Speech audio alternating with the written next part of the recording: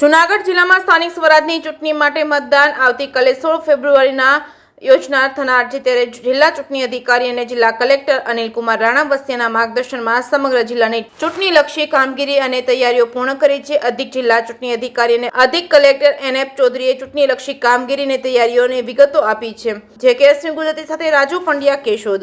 આપણે જૂનાગઢ જિલ્લામાં જે 21 જાન્યુઆરીએ ચૂંટણી જાહેરાત થઈ હતી અને એની જે ફોર્મ ભરવાની પ્રક્રિયા 27 જાન્યુઆરીથી શરૂ થઈ અને આપણે બધી પ્રક્રિયાઓ પૂર્ણ કરી અને આવતીકાલે 16 તારીખે એની ચૂંટણી યોજાનાર છે। આ ચૂંટણી માટે આપણે જૂનાગઢ મહાનગરપાલિકાની વાત કરીએ તો કુલ 251 મતદાન મથકો છે। એમાં પુરુષો 1,17,163 અને મહિલા મતદારો 1,11,943 મળી અને કુલ 2,29,116 મતદારો એ ચૂંટણીમાં ભાગ લેશે।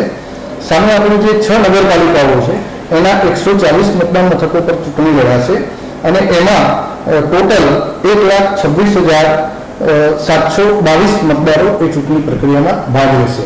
આપણે જે તાલુકા પંચાયત વંથલીની પેટા ચૂંટણી છે એમાં 5 જ મતદાન મથક છે અને એમાં ટોટલી 4,606 મતદારો છે અને એ કામગીરી કરશે।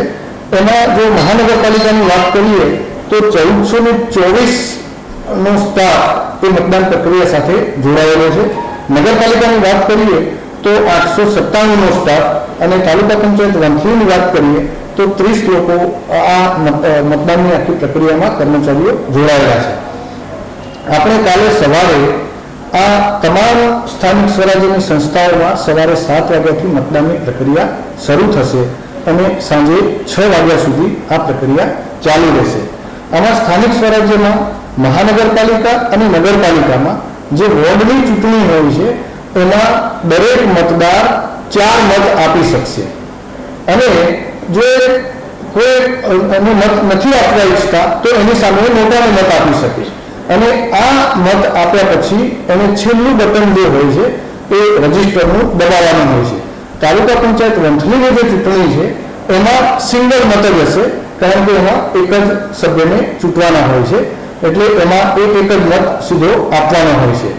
મતદારોને મતદાન કરવા માટેની સરળતા માટે એ એમનું પોતાનું ઓળખ કાર્ડ જે ચૂંટણીનું સ્પેશિયલ આપેલું છે એ લઈને પણ મતદાન કરી શકે છે અને કોઈને જો પોતાનું ચૂંટણી ઓળખ કાર્ડ નથી મળી આવતું તો જે બીજા જે ચૂંટણી આયોગે રાજ્ય ચૂંટણી આયોગ દ્વારા જે 14 ઓળખના જે જુદા જુદા નક્કી કર્યા છે એમાં ડ્રાઇવિંગ લાયસન્સ હોય, આધાર કાર્ડ હોય, એ પ્રકારના જે 14 આધારો છે એ લઈ જઈ અને પોતાનો કિંમતી મત આપી શકે છે।